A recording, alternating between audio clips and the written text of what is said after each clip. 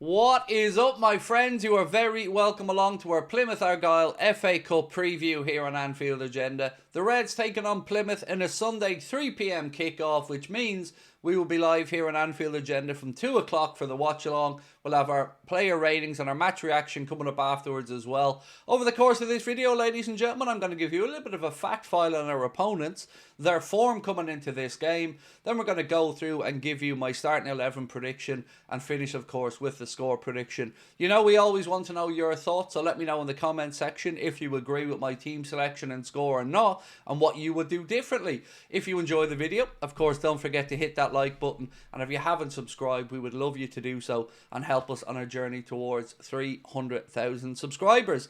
There's a lot to get through over the course of this video, ladies and gentlemen, so let's get stuck into it. Now, I guess start with an injury update. So the manager did confirm today, as I'm sitting here recording this on Friday, that Tyler Morton has suffered a setback and a shoulder injury that will see him out for 4 to 6 weeks or so. He was originally included in my predicted 11, so I've had to make a last minute change there. Other than that, it's Trent Alexander-Arnold that we know won't be available for the game, and that's it for the injury update, because it is all signs pointing to a healthy squad at the moment for Liverpool. So that's the injury update. Now let's have a little look at our opponents, Plymouth Argyle.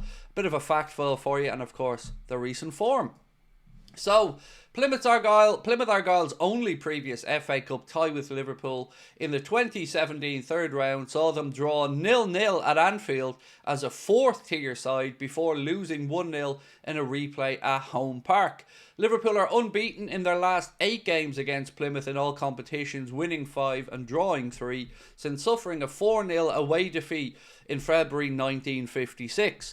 Now, hopefully, we're not going to see a repeat of that 4-0 defeat. Plymouth Argyle, of course, now are a championship side. The team starting that day, top of the Premier League, has only been eliminated from the FA Cup on 3 occasions previously by a side from outside the top flight. So the omens are good here for Liverpool. As I mentioned, the team starting the Prem top on the day has usually made it through to the next round. So here's hoping that Liverpool can continue that one. Right, now let's have a look at their form coming into this one. So the head-to-heads, FA Cup 16-17 to finish Liverpool 0, Plymouth Argyle 0. And then, as we mentioned a moment ago, the replay seen Liverpool run out 1-0 victors. In the Division 2 in 1961 and 62. So yes, we are going back quite a way here, ladies and gentlemen, and this was definitely before my time. Plymouth Argyle 2, Liverpool 3, and then Liverpool 2, Plymouth Argyle 1. Now, Plymouth's recent form, of course, and remember, they did sack Wayne Rooney. They have seen themselves draw 1-1 with Oxford United. Then they lost 1-0 to QPR. Followed that up with a 5-0 dismantling at home by Burnley. So, again, not great form there. Plymouth 0, Burnley 5. Coming into the next game, it was Sunderland 2, Plymouth 2. And then they finally picked up a win with a 2-1 victory over West Brom. And I hope that Liverpool can, well, book a place through to the next round. It is always great when you get to play teams like Plymouth that you haven't really seen much over the years. It's always good to see the Reds, well, just moving along. New grounds, new fans, new games, new occasions. And for this one, let's talk about the 11 that may take to the pitch. And of course, shout out to Cam Vlogs as well if you're watching, Cam. Plymouth Argyle fan who regularly drops in to say hello to us here at Anfield Agenda. So much love to you. And of course, probably the most famous Plymouth Argyle fan that I know is Pieface. So hello to you, Jack, as well. So right, let's get into the team selection here, ladies and gents. This was a tough one. I'm not going to lie to you, because I wanted to make loads of changes as much as I could to rest players, with a view, of course, to the Merseyside derby coming up next Wednesday. So I've tried to be as creative as I can be here, but I do want your feedback on it, so let me know. We'll start off now with the goalkeeper and the centre-backs, as we always do.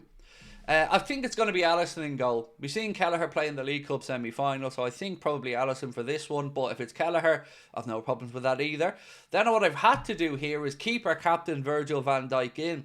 I would have loved to have put maybe Endo back there, but all will become clear in a minute with the Tyler Morton injury. I've had to shuffle things around a bit. So unfortunately, I think we may have to use our captain Virgil van Dijk. Alongside him, I've gone for Jarell Quansah. Keep his, I guess, resurgence in good form coming back. Give him some more minutes on the pitch. And we did see Virgil taken off, albeit for the last few minutes, against Spurs in the League Cup semi-final. So maybe that was an indication that Arna plans on giving him a run out here.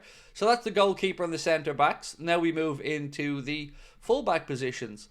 And what I've gone for here, of course, is Conor Bradley on the right, because we know Trent isn't available. Joe Gomez hasn't been in the last couple of matchday squads, so it would seem unlikely maybe to throw Joe straight in. So I think Bradley at right back, and then Costas to come in and replace Andy Robertson at left back.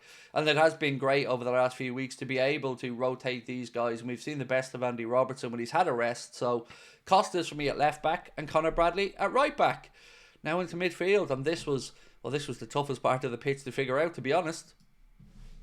So what I've gone for in the end is Wataru Endo, James McConnell and Harvey Elliott. That is the midfield trio that I think we may see. Maybe the manager goes a little bit stronger. Maka didn't play from the start against Spurs. Does he put him in here, or does he give him a proper rest ahead of the Merseyside derby?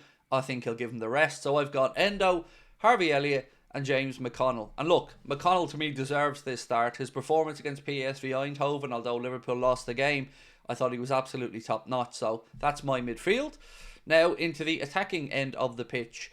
In the wide positions, I've gone for Chiesa on the right hand side and Luis Diaz on the left. Of course, Lucho came off the bench against Spurs, but didn't get all that many minutes. Chiesa, well, you don't need me to explain this one to you. We all want to see Federico on the pitch. So Chiesa on the right, Luis Diaz on the left. And who have I gone for through the centre? I think it's time for Diogo Jota to get a start again. Hopefully bag himself a goal or two, rest him up then, maybe bring Darwin on for the last few minutes, and then have both of them fresh and ready to go for the Merseyside derby. So once again, to run through my predicted 11, Alisson in goal, Conor Bradley at right back, Costas at left back, Kwanzaa and Van Dijk in the centre back positions, a midfield of Wataru Endo, Harvey Elliott and James McConnell, and then up top Federico Chiesa, Diogo Jota and Luis Diaz. So that's the team selection. Now all that remains, ladies and gentlemen, is for me to give you my score prediction. And this was a tough one as well, because when you mix around the team so much, you make so many changes, you're not expecting a fluid, brilliant Liverpool performance.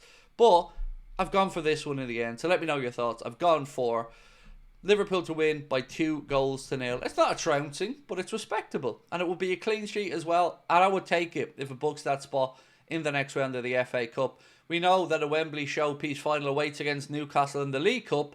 Why not double it up and try and get there in the FA Cup as well? The Reds currently sitting top of the Premier League, and we know we're safely through to the last 16 of the Champions League. So, ladies and gentlemen, life's pretty good right now as a Liverpool fan. So that is the Anfield Agenda Plymouth preview. Now it's over to you guys. Let me know your thoughts on my team selection, score prediction, or anything else I spoke about in this video in the comment section.